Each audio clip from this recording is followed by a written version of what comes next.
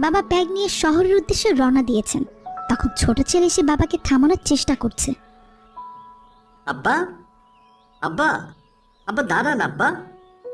আমি বলছি আপনার শহরে যেতে হবে না। বড় ভাই শহরে সবসময় ব্যস্ত থাকে।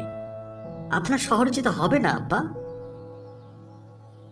ধুর, তুই ইমামতি করে কয় টাকা বেতন পাস?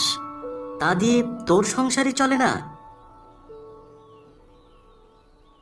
আমি আমি অল্প কয় টাকায় বেতন পেলেও সে টাকায় অনেক বরকত রয়েছে এবং সে টাকা সম্পূর্ণ হালাল। আপনি কি বলতে পারবেন আমি কখনো কোনো কিছুর জন্য আপনাকে কষ্ট দিয়েছি? এখন আমার বয়স হয়ে গিয়েছে, ভালো মন্দ খাওয়াটা জরুরি। তোর কাছে থেকে শাক সবজি খেতে আমার আর ভাল লাগে না রে। আমি ঢাকায় বড় ছেলের কাছে যাব, ভালো মন্দ খাবো আর ঢাকা শহর ঘুরে দেখব। বড় ভাই এখন আপনার খোঁজও নেয় না, ফোন করে একবার জিজ্ঞেস করে না আপনি কেমন আছেন। আমি আপনাকে 3 বেলা খেতে দিতে না পারলেও কখনো না খাইয়ে তো রাখিনি। তাহলে আপনার ঢাকায় যাওয়াটা কি খুব দরকার? আমার ডাল ভাত খেতে এখন আর ভাল লাগে না। আমি ঢাকা শহরে আমার ইঞ্জিনিয়ার ছেলের কাছে যাব, গিয়ে মাছ গোশত খাবো।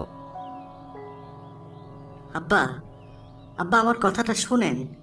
মৃত্যুর আগ পর্যন্ত আমি আপনার খেদমত করতে চাই। পিতামাতার খেদমত করা তো ভাগ্যের ব্যাপার। আমার একটা কথা শোনেন, আপনি ঢাকায় যাবেন না, আপনি আমার কাছেই থেকে যান। না, আমি আমার বড় ছেলের কাছেই থাকবো। ছোট ছেলের কথায় রাগ করে ইউনুস মিয়া ঢাকায় ইঞ্জিনিয়ার ছেলের কাছে চলে যায়। ছোট ছেলে অবাক দৃষ্টিতে তাকিয়ে থাকে। হ্যাঁ, প্রজেক্টটা আমি দেখছি। জি জি জি। ইউনুস মিয়া গ্রাম থেকে শহরে এসেছেন তার বড় ছেলের সাথে দেখা করতে। বড় ছেলে ফোনে কথা বলতে বলতে বাসা থেকে বেরিয়ে যাচ্ছে। এমন সময় গ্যারেজে বাবার সাথে দেখা। বাবা তুমি? হ্যাঁ বাবা, তোর কাছে থাকবো বলে গ্রাম থেকে চলে আসলাম। চাকর বাকর দেখলে তো মান সম্মান থাকবে না। তোর ছোট ভাইয়ের কাছে থাকতে আমার মোটেও ভালো লাগে না। ও মসজিদের ইমামতি করে নিজেই চলতে পারে না, আমার খরচ বহন করবে কি করে? কিন্তু বাবা, আমি তো তোমাকে এখানে রাখতে পারবো না। এখানে সবাই উচ্চ লেভেলের লোক থাকে। তুমি থাকলে আমার মান সম্মান কিছু থাকবে না। তুমি বাবা এক্ষুনি গ্রামে চলে যাও। স্যার আসসালামু আলাইকুম। ওয়ালাইকুম আসসালাম। এই বৃদ্ধ লোকটি কে স্যার? এই রাস্তার ফকির টকির হবে, আমার কাছে এসেছিল সাহায্যের জন্য। উনি বলছে ওনার বড় ছেলে নাকি অসুস্থ, তাই রাস্তায় সাহায্য চেয়ে বেড়াচ্ছে। মুরব্বী দাঁড়ান।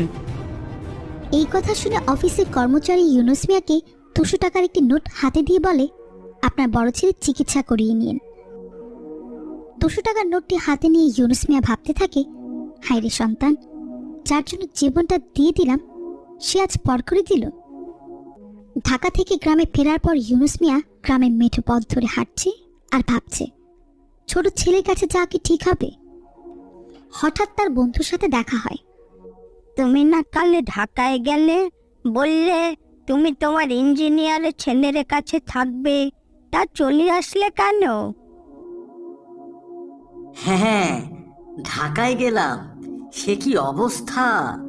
ছেলে তো আমার অনেক প্রকার খাবার এনে দিল, পেট ভরে খেলাম। ছেলে তো আমায় আসতেই দিতে চায় না। কিন্তু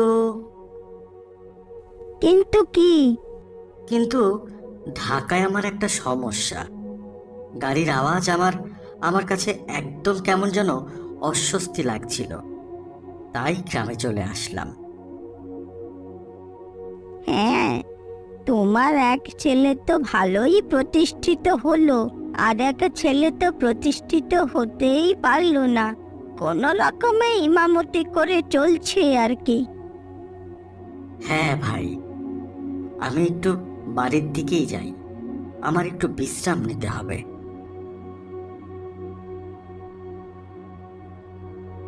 গ্রামের পীরের নিজের বাসায় ঢোকার পর ইউনুস মিয়া মাটিতে পড়ে যায়। তার ছোট ছেলে দৌড়ে এসে তাকে মাটি থেকে উঠিয়ে জড়িয়ে ধরে বলে, কি হয়েছে তোমার? বাবা কান্না করতে থাকে।